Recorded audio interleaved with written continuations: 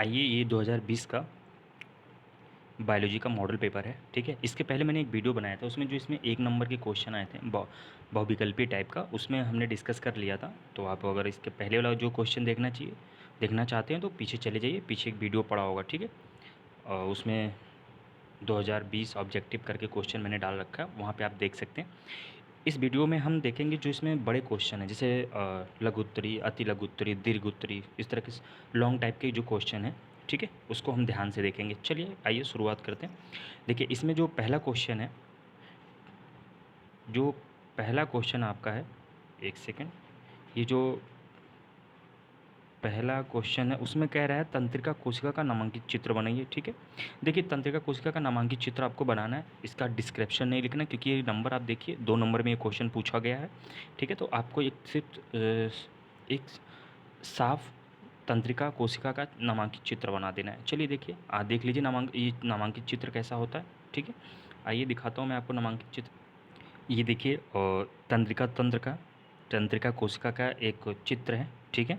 देखिए, इसमें जो तंत्र का जो चित्र है, यानी तंत्रिका कोशिका का जो चित्र, उसमें देखिए क्या क्या नाम दिया है। देखिए, सबसे पहले इसको बनाने का तरीका आप देखिए। नॉर्मल जो होता है ना, कोशिका को आपको बनाना है, आप सबसे पहले जाते कोई कोशिका होगी उसमें न्यूक्लियस बना होगा, ठीक है। क्या बना होगा? न्यूक्लियस। न्यूक्लियस मतलब केंद्रक, ठीक है। आप इसको स्टार की तरह से पहले एकदम देखिए, ऐसे स्टार की तरह से ऐसे बना सकते हैं आप, ठीक है। मैं अलग अलग बना रहा हूँ, आप जोड़ के बना दीजिए, ठीक है।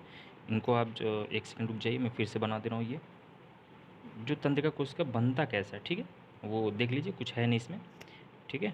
चलिए आइए, जो जो कोशिका होता है ना, आप ऐसे इसको स्टार की तरह से, ठीक है, कैसे, ये स्टार की तरह से बनी होती हैं, ये आपस में ज्वाइंट होती हैं, ठीक है। कैसी होती हैं?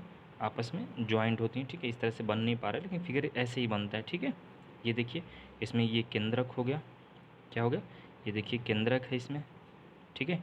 उसके बाद यहाँ से एक लंबी संरचना निकली होती है, यहाँ से डायरेक्ट इसको लंबी संरचना निकाल दीजिए इस तरह से, ठीक है। यहाँ पे बहुत सारे ऐसे ऐसे ये बॉक्स में बंद होता है, ये ध्यान से देखिए। ये बॉक्स जो ये देख रहे हैं आप, ये बॉक्स की बात कर रहा हूँ, ठीक है। उसके बाद ये लंबी सी ऐसे निकली होती है, फिर यहाँ से ऐसे ऐसे इसमें शाखाएँ निकाल दीजिए आप, ठीक है। इस तरह से शाखाएँ निकल जाती हैं, ठीक है। तो इस तरह से ये फिगर बनता है, ठीक है। तो इसमें देखिए,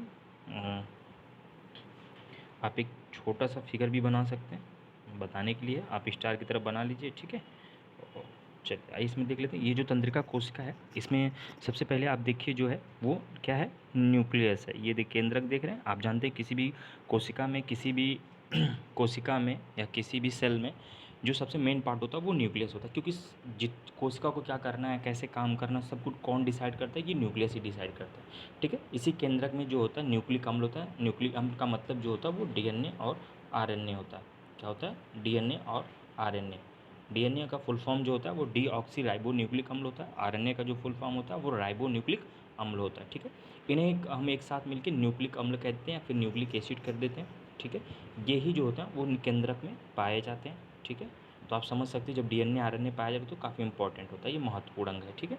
चलिए उसके बाद आइए देखिए, ये देखिए, ये जो आप देख रहे हैं, ये सिरे पे जो स्ट्रक्चर स्टार नुमा, ठीक है, सितारे नुमा स्ट्रक्चर बने, ये दिख रहे हैं, इस ये हल्के हल्के जो शाखाएं निकले हैं, ठीक है। इनको हम टूमिका कहते हैं। क्या कहते हैं? टूमिका, जिसका नाम इंग्लिश में है डेंड्राइट्स। क्या है? डेंड्राइट्स है, ठीक है। क्या नाम है? डेंड्राइट्स। उसके बाद जो ये स्टार नुमा स्ट्रक्चर, ये जो इस तरह से बना हुआ है, ठीक है, ये जो इस तरह से बना हुआ है, ठीक है, जो इस तरह से ये बना हुआ है, ठीक है, इसको हम सेल बॉडी या फिर क्या कह देंगे? कोशिका काय कहते हैं, ठीक है। क्या कहते हैं? कोशिका काय। चलिए उसके बाद जो ये लंबी सी स्ट्रक्चर गई हुई है, ठीक है, ये जो बॉक्स, ऐसे बॉक्स बॉक्स बना है, ठीक है, इनके बीच में जो गैप है, ठीक है, ये बॉक्स के बीच में क्या है? गैप है। इन्हें हम बोल देते हैं तंत्रिकाक्ष। क्या कहते हैं? तंत्रिकाक्ष। That is axon. क्या होता है? एक्सॉन, ठीक है। क्या होता है? एक्सॉन, ठीक है। उसके ऊपर ये देखिए जो बॉक्स है, इनके बीच में जो गैप है उसे तंत्रिकाक्ष कहते हैं। और जो ये बॉक्स बना हुआ है, ये लंबी, 1 मिनट में बना दे रहा हूँ फिर से, 1 मिनट रुक जाइए। देखिए ये इंपॉर्टेंट है, ये कभी ना हमेशा, क्योंकि ये ब्रेन से रिलेटेड है और आपके यहाँ ज़्यादा चैप्टर दिए नहीं, तो ये इंपॉर्टेंट है, ठीक है, ये आ सकते हैं, ठीक है। ये जो लंबी सी इस तरह से शाखा गई है, ठीक है, फिर ये आगे चल के ऐसे ऐसे विभाजित हो गई है, ठीक है। चलिए और ये ऊपर से ऐसे ऐसे बना हुआ है, ठीक है, ऐसे आप समझ लीजिए, एक समझने के लिए रफली डायग्राम है ये। चलिए ये देखिए बॉक्स है, ये फिर बॉक्स है, ये फिर बॉक्स है। इन बॉक्स के बीच में जो स्पेस है इसे बोलते हैं हम तंत्रिकाक्ष, यानी एक्सॉन बोलेंगे। क्या बोलेंगे? एक्सॉन, ठीक है। उसके ऊपर ये जो बॉक्स लगा है ये माइलिन शीथ होता है। क्या होता है? Myelin sheath. और उसके बाद लास्ट वाला जो सिरा होता है इसे तंत्रिका, इसे बोलते हैं हम तंत्रिका का अंतिम सिरा। इसे इंग्लिश में सिनेप्टिक नॉब, मतलब तंत्रिका, आप समझिए तंत्रिका का अंतिम सिरा कहते हैं, ठीक है। फिर एक ऐसी ही एक्सॉन, एक ऐसी ही तंत्रिका कोशिका यहाँ से जुड़ी होती है, ठीक है। ऐसे कर करके ये पूरी की पूरी एक करके एक एक आपस में ये जुड़ी होती है, श्रृंखला बनाई रहती है। ऐसी बहुत सारी हमारी ब्रेन में कोशिकाएं प्रेजेंट हैं, तंत्रिका तंत्र, ठीक है। अच्छा एक चीज़ और इस तंत्रिका तंत्र के बारे में ये जानिए कि हमारी बॉडी की सारी कोशिकाएं जो होती हैं ना, वो क्या करती हैं? डिवीज़न करती हैं, यानी वो आपस में एक डिवाइड होगी तो दो बनाएगी, चार बनाएगी। मान लीजिए कोशिका है, ये डिवाइड होगी, दो बनाएगी, चार बनाएगी, इस तरह से बढ़ती है संख्या, ठीक है। यानी डिवीज़न यानी विभाजित होती रहती है। लेकिन जो तंत्रिका कोशिका होती है, कौन सी कोशिका? तंत्रिका कोशिका, ठीक है। इसमें विभाजन की क्षमता बिल्कुल भी नहीं होती, ठीक है। समझ रहे? नहीं तो बुद्धि जो होती है वो लाइफ टाइम बढ़ती रहती है, ठीक है।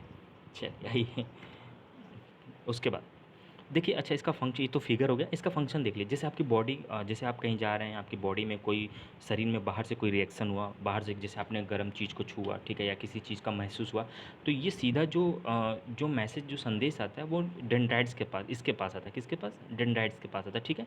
ये क्या करेगा? तुरंत न्यूक्लियस को भेजेगा, न्यूक्लियस क्या करेगा? यहाँ एक्सॉन के पास आएगा, एक्सॉन से फिर ये इसके पास जाएगा, अंतिम सिरे के पास, फिर यहाँ से दूसरे तंत्रिका कोशिका के पास जाएगा। ऐसे फैलते फैलते ये पूरी बॉडी में ऐसे फैलता है, ठीक है। तो ये काम होता है। तो अगर कोई बाहर से स्पर्श हो रहा है, बाहर से चीज़ें आ रही हैं, तो सबसे पहले हम डेंड्राइट्स को देखेंगे। डेंड्राइट्स पे आती है, डेंड्राइट्स पे न्यूक्लियस जाएगा, न्यूक्लियस के पास ये तंत्रिकाक्ष के पास जाएगा, तंत्रिकाक्ष के पास फिर कहाँ जाएगा? ये अंतिम सिरा से होते हुए फिर दूसरी कोशिकाओं के पास चला जाता है, ठीक है। एक बार ध्यान से सुनिए इसका, ये जो स्ट्रक्चर होता है, यानी स्ट्रक्चर आपने देख लिया, काम करने का तरीका कैसे होता है। सबसे पहले कहाँ पे जाएगा? डेंड्राइट्स के पास। ये टुमिका जो होती है इसे डेंड्राइट्स कहते हैं। डेंड्राइट से फिर न्यूक्लियस के पास, ठीक है, न्यूक्लियस केंद्रक है, केंद्रक से फिर एक्सॉन के पास, एक्सॉन्स के बाद फिर अंतिम सिरे से होते फिर दूसरी कोशिकाओं को जाएगा। ऐसे ऐसे बहुत सारी लाइन में, सीरियल में कोशिकाएं लगी रहती हैं। तो ये 2 नंबर का क्वेश्चन था। बस आपको क्या बनाना था? फिगर बनाना था। लेकिन थोड़ा सा हम क्योंकि फिगर बना रहे हैं तो थोड़ा सा डिस्क्रिप्शन भी जान ले। इसको आप अपनी कॉपी पे चाहिए तो बना लीजिए, ठीक है, ठीक है। इसको नोट्स कर लीजिएगा, आपके काम की चीज़ें हैं ये, ठीक है। ये कैसी चीज़ें हैं? बिल्कुल आपके काम की चीज़ें हैं, ठीक है। मैं जो भी वीडियो बनाता हूँ, ठीक है, आपके फ़ायदे के लिए बनाता हूँ। आप लोग देख लिया करिए। आप लोग अगर 10 लोग ने भी देख लिया तो मुझे उससे फ़ायदा होगा, ठीक है। मुझे लगेगा कि मेरा वीडियो बनाना सक्सेस हो गया या सफल हो गया, ठीक है। तो आप लोग इग्नोर मत करिए। ऐसी कोई चीज़ नहीं होगी जो आपको नुकसान पहुंचाएगी। इसमें इसमें सिर्फ आपको फ़ायदा ही फ़ायदा है, यानी 100% क्या है इसमें? सिर्फ बेनिफिट है। 100% क्या है? बेनिफिट है, ठीक है। चलिए अब नेक्स्ट क्वेश्चन की बात करते हैं। नेक्स्ट क्वेश्चन क्या है आइए देखते हैं। जो नेक्स्ट क्वेश्चन है, ठीक है, जो नेक्स्ट क्वेश्चन है उसमें कह रहा है कि जीवों के जनन की विखंडन एवं खंडन विधि को उदाहरण सहित स्पष्ट कीजिए, ठीक है। जीवों के जनन की विखंडन एवं खंडन विधि को उदाहरण सहित स्पष्ट कीजिए। आइए इसको भी स्पष्ट करके हम देख लेते हैं।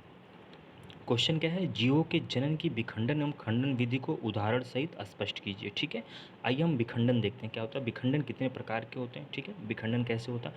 खंडन मतलब आप जानते हैं, सिंपल परिभाषा, सिंपल भाषा मतलब टूट जाना, ठीक है। चलिए आइए देखते हैं, ठीक है। तो जो विखंडन होता है ये 2 प्रकार का होता है। एक द्विखंडन होता है और दूसरा बहुखंडन होता है, ठीक है। आप देख सकते हैं इसमें ये 2 खंडन होता है, फिर बहुखंडन होता है, ठीक है। तो पहली हेडिंग है, आप द्विखंडन क्या होता है पहले जान लीजिए। द्विखंडन क्या होता है? द्विखंडन में क्या होता है आप ध्यान से देखिएगा। इस विधि द्वारा, यानी इस विधि द्वारा एक कोशिकीय जीव 2 भागों में विभक्त होता है, ठीक है। द्विखंडन द्वारा, यानी इस विधि द्वारा एक कोशिकीय जीव 2 भागों में, किसमें? 2 भागों में, ध्यान से देखिए, 2 भागों में विभक्त होता है, ठीक है। कितने भागों में? 2 भागों में विभक्त होता है। और प्रत्येक भाग होता है एक नए जीव में विकसित हो जाता है। यानी जो द्विखंडन होता है, इस विधि द्वारा एक कोशिकीय जीव 2 भागों में विभक्त होता है, प्रत्येक भाग एक नए जीव में विकसित होता है। एग्जाम्पल आपको देखने, जैसे उदाहरण देखने को मिल जाएगा आपको अमीबा, क्या मिलेगा? अमीबा। आइए अमीबा का फिगर मैं आपको दिखाता हूँ। ये देखिए अमीबा क्या है, एक एक अमीबा है, ठीक है। देखिए पहले स्टेप में एक अमीबा, फिर धीरे धीरे ये अमीबा की, देखिए अमीबा में कुछ बॉडी के जो इसका अमीबा का जो शारीरिक स्ट्रक्चर है वो देखिए कुछ चेंज हो रहा है, ठीक है। धीरे धीरे उसमें अंदर की तरफ कुछ पहले ऐसे था, ठीक है, फिर वो धीरे धीरे धीरे सिकुड़ रहा है अंदर की तरफ, ठीक है। कैसा हो रहा है? धीरे धीरे सिकुड़ रहा है, फिर धीरे धीरे ये सिकुड़ते सिकुड़ते और ये खांच बन गई और सिकुड़ गया, ठीक है। फाइनली क्या होता है, ये दो भागों में डिवाइड हो जाता है, ठीक है। तो एक कोशिकीय जीव से दो भागों में डिवाइड होना ये कहलाता है द्विखंडन, ठीक है। क्या कहलाता है?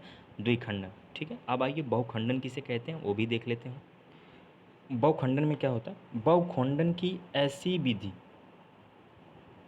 बहुखंडन की विधि में एक कोशिकीय जीव अनेक भागों में विभक्त होता है। यानी आप द्विखंडन में देख रहे थे एक में दो हो रहा था, इसमें क्या है, बहुत सारी हो जा रही है एक ही कोशिका से, ठीक है। बहुखंडन की विधि में एक कोशिकीय जीव अनेक भागों में विभक्त होता है तथा प्रत्येक भाग एक नए जीव को विकसित हो जाता है, ठीक है। ये देखिए बहुखंडन की विधि में एक कोशिकीय जीव अनेक भागों में विभक्त होता है तथा प्रत्येक भाग एक नए जीव में विकसित होता है। एग्जाम्पल मलेरिया परजीवी या फिर ये प्लाज्मोडियम है, ठीक है। क्या है? इसे हम बोलेंगे प्लाज्मोडियम, ठीक है। प्लाज्मोडियम, क्या बोलेंगे? प्लाज्मोडियम, ठीक है। आइए मैं आपको एग्जांपल समझाता हूँ कैसे। ये देखिए ये कोशिका है, इसमें एक कोशिका में आप ध्यान से देखिए ये बहुत सारी, ये देखिए ये है, ये है, ये है, ठीक है, ये है। इस तरह से बहुत सारे विखंडन होंगे और ये जब विखंडन होकर बाहर आएंगे तो सारे के सारे नए जीव बना लेंगे, ठीक है। समझ गए? चलिए, तो ये देखिए प्लाज्मोडियम में बहुखंडन होता है, ठीक है। चलिए आइए नेक्स्ट क्वेश्चन देखते हैं क्या है। आइए जो नेक्स्ट क्वेश्चन है इसमें कह रहा है, ठीक है, नेक्स्ट क्वेश्चन जो है ये कह रहा है कि ओजोन परत की क्षति हमारे लिए चिंता का विषय क्यों है? जाहिर सी बात है भाई, अगर ओजोन लॉस होगा, ओजोन ख़त्म होगा तो हमारे लिए नुकसान ही है, तो हमारे लिए चिंता का विषय है कि नहीं, ठीक है। क्योंकि आप जानते हैं आपके घरों में, मैं पहले भी डिस्कस कर चुका हूँ, आज भी वही बात कह रहा हूँ कि आपके घरों में जो होता है वो रेफ्रिजरेटर इस्तेमाल होता है, ठीक है। उसके बाद एसी इस्तेमाल होता है, ठीक है। तो इन सब से एक हानिकारक गैस निकलती है जिसका नाम है क्लोरोफ्लोरोकार्बन, दैट इज CFC। क्या निकलता है? CFC, क्लोरोफ्लोरोकार्बन, ठीक है। इसका फुल फॉर्म आपको भी याद होना चाहिए, ठीक है, वो भी अच्छे तरीके से, ठीक है। तो फिर से लिख, अगर चाहो तो आप लिख लेना क्लोरोफ्लोरोकार्बन, ठीक है। क्या होता है? क्लोरो, ठीक है, ये होता है क्लोरोफ्लोरो, ठीक है। कार्बन आप लिखना जानते ही हैं, ये होता है क्लोरोफ्लोरोकार्बन, ठीक है। मैं एक बार फिर से कहिए तो लिख दे रहा हूँ, इस पर लिखने में थोड़ी सी प्रॉब्लम आती है तो आप थोड़ा सा एडजस्ट कर लीजिए, ठीक है। चलिए आइए मैं फिर से लिखने, क्लोरोफ्लोरोकार्बन यानी जो CFCs होता है उसका फुल फॉर्म क्या होता है, देखिए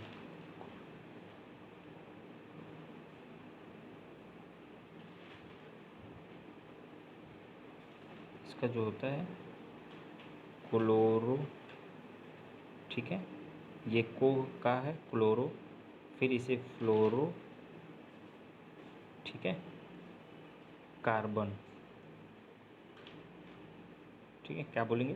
क्लोरोफ्लोरोकार्बन, इसे शॉर्ट फॉर्म में हम बोल देते हैं CFCs, ठीक है।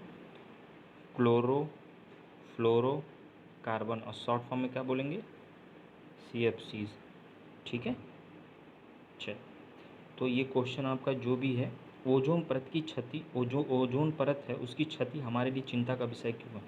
ये भैया अगर ओजोन परत ही ख़त्म हो जाएगी तो सूर्य से बहुत सारी हानिकारक किरणें निकलती हैं जिन्हें इंफ्रारेड कहते हैं या पराबैंगनी अल्ट्रावायलेट लाइट्स कहते हैं या पराबैंगनी किरणें कहते हैं।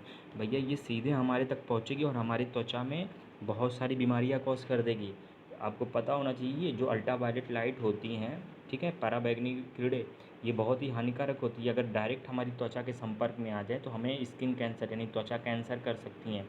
उसके बाद हमारे आँखों में भी इन्फ्लामेशन कर सकती हैं यानी संक्रमण कर सकती हैं, ठीक है। तो बहुत सारी बीमारियाँ हो सकती है। DNA में फेरबदल हो सकता है, ठीक है, यानी जो कुछ जैसा आप सोच रहे हैं वैसा ना हो कि कुछ और हो जाए, नई प्रजाति आ जाए, ठीक है, नई चीज़ें आ जाएँ, उत्परिवर्तन हो जाए, ठीक है। यानी DNA का जो सीक्वेंस है आपको पता होना चाहिए, DNA जो होता है वो 99.9% सारे मनुष्यों का एक जैसा होता है। सिर्फ जो होता है 0.1% अलग होता है, ठीक है। अब बताओ 0.1% अलग होने के कारण क्या होता है, सब लोग एक दूसरे से डिफर दिखते हैं, ठीक है। अब भैया इसमें और थोड़ा सा ही चेंज कर देगा तो क्या होगा, समझ रहे हो ना। हाँ चलो, तो आओ क्वेश्चन देखते हैं क्या है आपके लिए। देखिए, आप अगर चाहें तो इतना भी, अगर आप इतना तैयार कर ले रहे हैं, सिर्फ इतना आपके लिए इम्पोर्टेंट है, ठीक है। इतनी चीज़ें बहुत ही इम्पोर्टेंट है, आपके लिए काम चल जाएगा, ठीक है, क्योंकि 2 नंबर का क्वेश्चन। देखिए, विभिन्न रासायनिक कीड़ों से, ठीक है, सॉरी, विभिन्न रासायनिक कारणों से ओजोन परत को क्षति बहुत तेज़ी से हो रही है, ठीक है। यहाँ पे बहुत लिख लिया यहाँ पे, ठीक है, थोड़ा सा मिस्टेक है।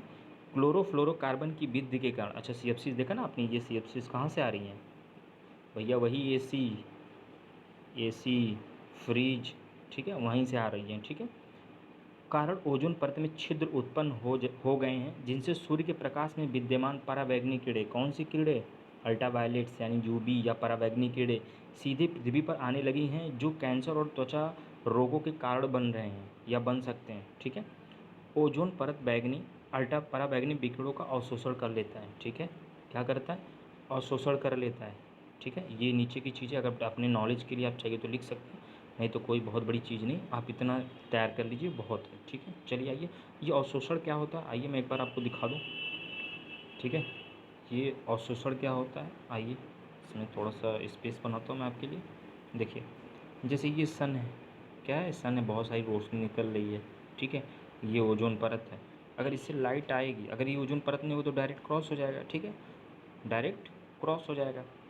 अगर ये परत, अगर ओजोन, एक सेकेंड, अगर ये परत जो ओजोन परत नहीं होगी तो ये डायरेक्ट क्रॉस कर जाएंगे, क्रॉस करेंगे, और हम यहाँ पे रहते हैं, हम रहते हैं कि नहीं रहते हैं यहाँ पे, ठीक है। तो ये हमारी बॉडी में आएंगे, हमारी त्वचा में इंटर कर जाएंगे कि नहीं करेंगे, करेंगे। चलिए, अगर यहीं कहीं बीच में ये जो ओजोन परत अगर अच्छे से पाई गई या ओजोन परत होगी, तो ये जो लाइट हमारे तक आ रही है ये हमारे तक नहीं आएगी, ठीक है।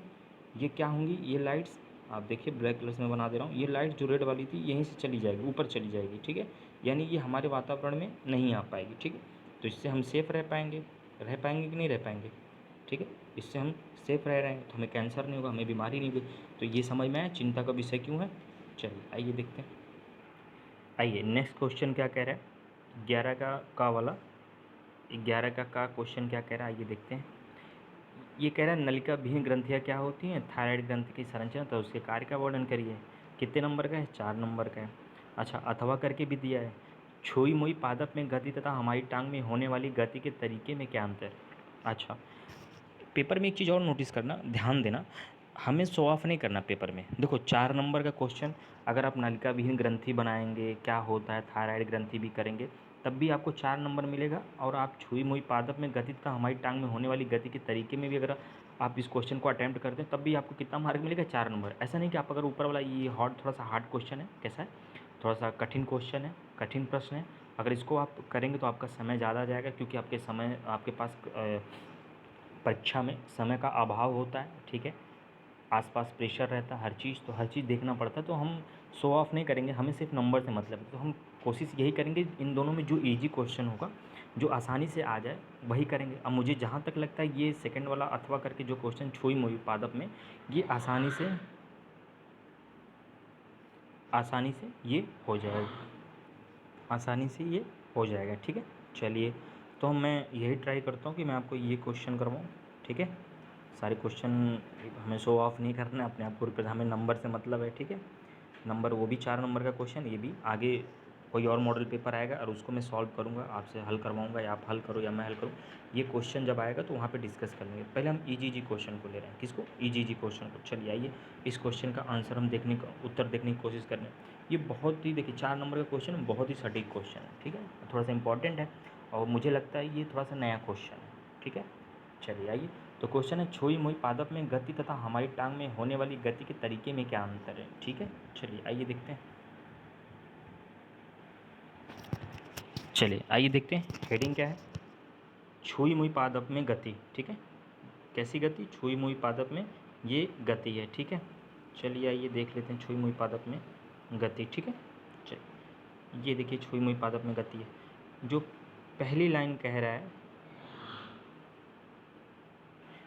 जो जो छुई मुई पादप में गति देखिए ये कैसे होता है।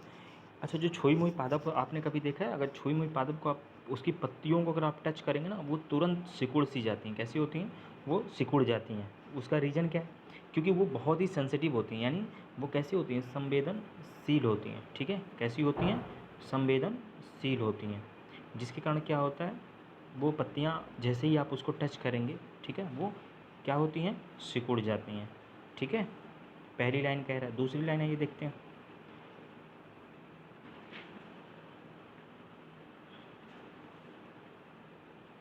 चलिए आइए।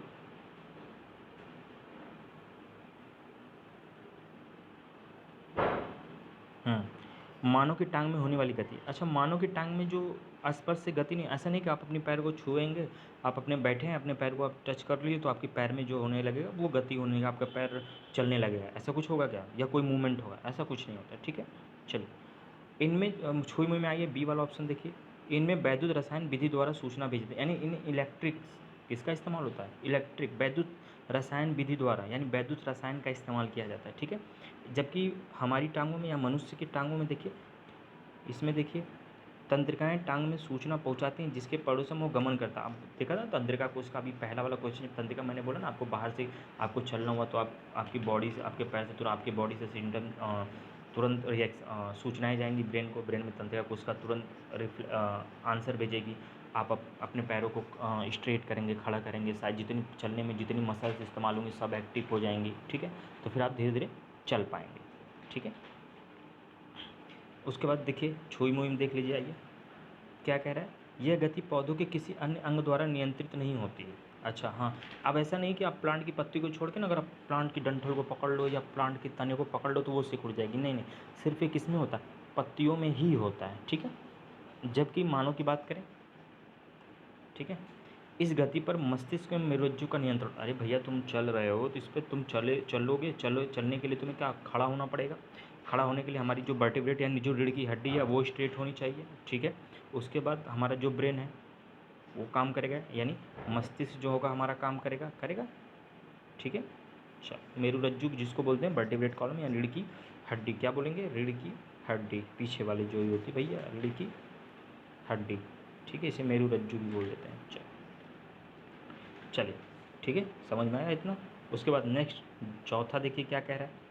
चौथा क्या कह रहा है? चौथा ये, पौधों में सूचना को गमित करने के लिए कोई विशेष ऊतक नहीं है। अच्छा, प्लांट है उसमें कौन सा ऊतक पाया जाएगा? बहुत सारे ऊतक, लेकिन इन चीज़ों को करने के लिए कोई विशेष टाइप का ऑर्गन या अंग नहीं पाया जाता। ठीक है, लेकिन जो ह्यूमन की बात करेंगे तो कुछ कोशिकाएं गति करते समय अपने आकार में परिवर्तन कर लेती हैं। याद रखना, आपकी गति में बहुत सारी चीज़ें चेंज होती हैं। जो ऊतक है वो अपना पोजीशन चेंज, अपना स्थान चेंज कर लेगा। ठीक है, अपने आप को एक्टिव कर लेगा, लेकिन छुई मुई के पौधे में कुछ नहीं होता। ठीक है,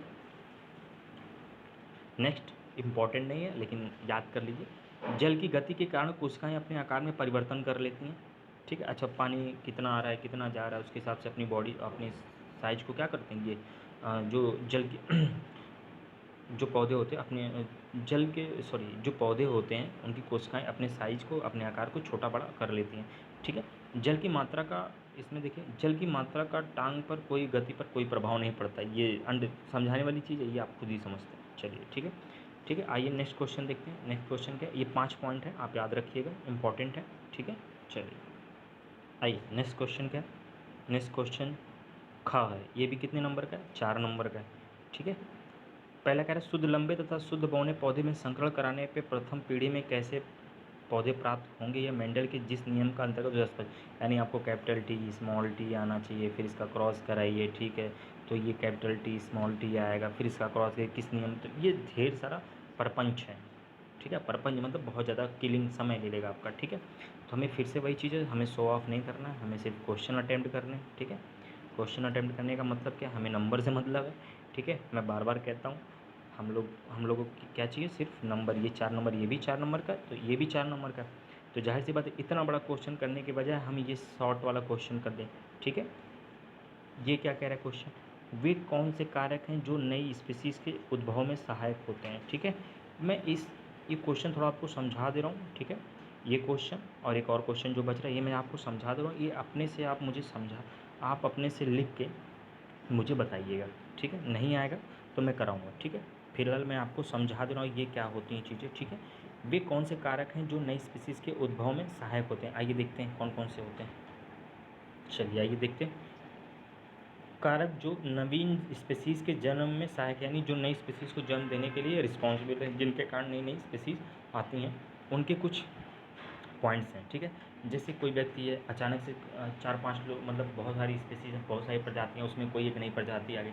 जैसे आप देखते हो ना, 5 उँगलियाँ होती हैं तो किसी को 6 उँगलियाँ हो गई, तो शारीरिक संरचना कहीं ना कहीं जो होती है, ठीक है। तो 6 उँगलियाँ उसके पैर में सॉरी हाथ में आ गए, या कई कई लोगों को पैर में 6 उँगलियाँ होती हैं, ठीक है। तो कहीं ना कहीं उसका बॉडी स्ट्रक्चर अलग होता है कि नहीं होता, ठीक है, ठीक है। चलिए कुछ लोग होते हैं, देखिए, जैसे कि कुछ लोगों का बाल जो होता है एकदम वाइट कलर का होता है, चेहरा भी वाइट कलर के कलर का होता है, लेकिन नॉर्मल जो लोग, देखो, हम अगर हम भारतीयों की बात करें तो हम लोग ब्लैक, हल्के सांवले कलर के आते हैं, अच्छा काले नहीं होते, हम सांवले कलर के आते हैं, ठीक है, ठीक है। गुणसूत्रों की संख्या में परिवर्तन, अगर गुणसूत्र में अगर देख लो 46 होते हैं, कितने होते हैं, 46 होते हैं, ठीक है। अगर 45 आ गया तब भी बीमारी, 47 हो गया तब भी बीमारी, ठीक है। या फिर कहीं 21 हो, मतलब जैसे 22 पेयर होता है, ठीक है, 22 पेयर होता है, उस अगर 21वें पेयर में दिक्कत आ गई तब भी दिक्कत, ठीक है। 13वें पेयर में बढ़ गया, 1-2 बढ़ गया क्रोमोसोम, तो तब भी दिक्कत, ठीक। अच्छा मैं ये समझ पा रहा हूँ, 45, 47, 21, 13 क्या लिख रहा हूँ, ये गुणसूत्रों की संख्या लिख रहा हूँ। जैसे 46 पेयर होते हैं तो ठीक है, 46वें पेयर मतलब 13वें नंबर गुणसूत्र पे अगर एक यक्स बढ़ गया तब भी दिक्कत, या वाई बढ़ गया तब भी दिक्कत, ठीक है। चलिए आइए दिखाता हूँ, मैं समझाता हूँ आपको ये क्या चीज़ें, ठीक है। कितने क्रोमोसोम्स होते हैं हमारी बॉडी में, कितने गुणसूत्र होते हैं, 46, ठीक है। जबकि पेयर में 23 जोड़े होते हैं, ठीक है। कितने होते हैं, 46, ठीक है। चलिए, ठीक है। जैसे आपने मंगोली की बेखुदता सुना होगा ना, जब इसमें 46वें गुणसूत्र के 21वें पेयर में, ठीक है, जब गुणसूत्रों की फेरा बदली हो जाती है, ठीक है, तब ये बीमारी कॉज कर देता है, ठीक है। तो गुणसूत्र जो होने चाहिए वो 46 जैसे हैं वैसे ही होने चाहिए, अगर 47 हो गए तब भी दिक्कत, अगर 45 हो गए तब भी दिक्कत, यानी गुणसूत्रों की संख्या घटनी बढ़नी नहीं चाहिए, ठीक है।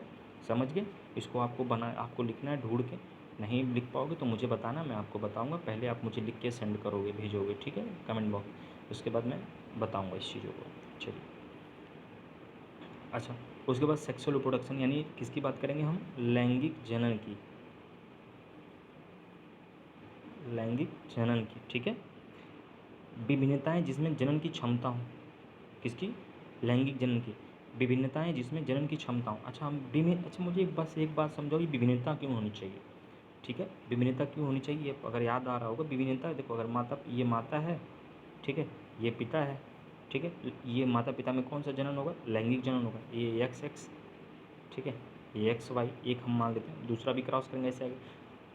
ये जो बच्चे बन रहे हैं क्या अपने माता पिता की एग्जैक्ट कॉपी होंगे, बिल्कुल नहीं, भूल के भी नहीं, ठीक है, क्योंकि ये लैंगिक प्रजनन है, अलैंगिक नहीं है, ठीक है। तो ये अपनी माता की थोड़ी बहुत कैरेक्टर लिए रहेंगे, लेकिन पूरी तरह से अलग, मैं कहने का मतलब, ना एक जैसे होंगे, ठीक है, ना पूरी तरह से अलग होंगे, ये कहीं थोड़े कैरेक्टर मिल रहे होंगे, थोड़े कैरेक्टर नए होंगे, तो ये नई चीज़ें आएंगी, अब इनके बच्चे पैदा होंगे, ठीक है, तो थोड़े कैरेक्टर इनके, थोड़े कैरेक्टर इनके रहेंगे, यानी थोड़े थोड़े कैरेक्टर माता पिता से होंगे, ठीक है, और थोड़े कैरेक्टर नए आ जाएंगे, तो फिर एक नई प्रोजनी बन जाएगी, फिर उनके बच्चे होंगे, फिर उनमें थोड़े कैरेक्टर माता पिता, तो इस तरह से करते करते जब 6-7 पीढ़ियाँ, तो आप देखोगे एक नई प्रजाति नहीं बन जाएगी, लेकिन कहने का मतलब कहीं ना कहीं विभिन्नता आती चली जाती है, ठीक है, ये पीढ़ी दर पीढ़ी विभिन्नताएँ आती जाती रहती हैं, ठीक है। उसके बाद ये जो लास्ट लाइन कह रहा है, अनुवांशिक विचलन व प्रकरण प्राकृतिक वर्ण, ठीक है। अरे भैया, डीएनए में किस तरह से चेंजेस होंगे, डीएनए में क्या क्या पाया जाएगा, डीएनए किस तरह से काम करेगा, ये उन्हीं की बात कर रहा है, ये आपको लिखना है, ठीक है, समझ गए, पहला पॉइंट, दूसरा, तीसरा, चौथा, ठीक है, 4 नंबर का क्वेश्चन है, थोड़ा थोड़ा आपको लिखना पड़ेगा, वही ढूंढ के लाना है, ठीक है, आपको ढूंढना है। चलिए नेक्स्ट क्वेश्चन देखते हैं क्या है। नेक्स्ट क्वेश्चन क्या है, श्वसन क्या है, यह कितने प्रकार का होता है, मनुष्य में ऑक्सीजन तक कार्बन डाइऑक्साइड का परिवहन कैसे होता है। 7 नंबर का क्वेश्चन, प्रकाश संश्लेषण क्या है, स्वपोषी पोषण तथा विषम पोषी पोषण क्या होता है। 7 नंबर क्वेश्चन, तो हमें शो ऑफ नहीं करना है, हमें नंबर चाहिए, तो हम एग्ज़ाम पेपर में, एक पेपर में ईजी क्वेश्चन को करेंगे, और ईजी तुम समझ रहे हो कौन सा क्वेश्चन है, ये लास्ट वाला, ठीक है। ये प्रकाश संश्लेषण क्या है, ये बहुत अच्छे से तुम इससे फैमिलियर और बहुत अच्छे से जानते हो आप।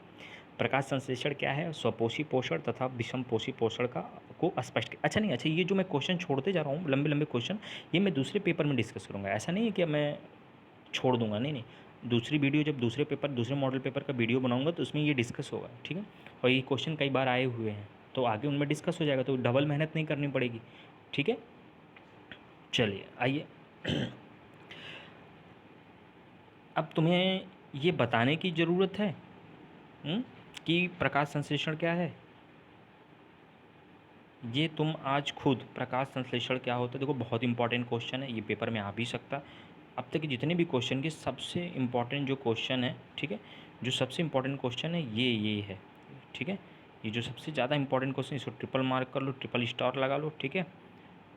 क्या लगा लो, ट्रिपल स्टार लगा लो, ये बहुत ही इंपॉर्टेंट क्वेश्चन है, ठीक है।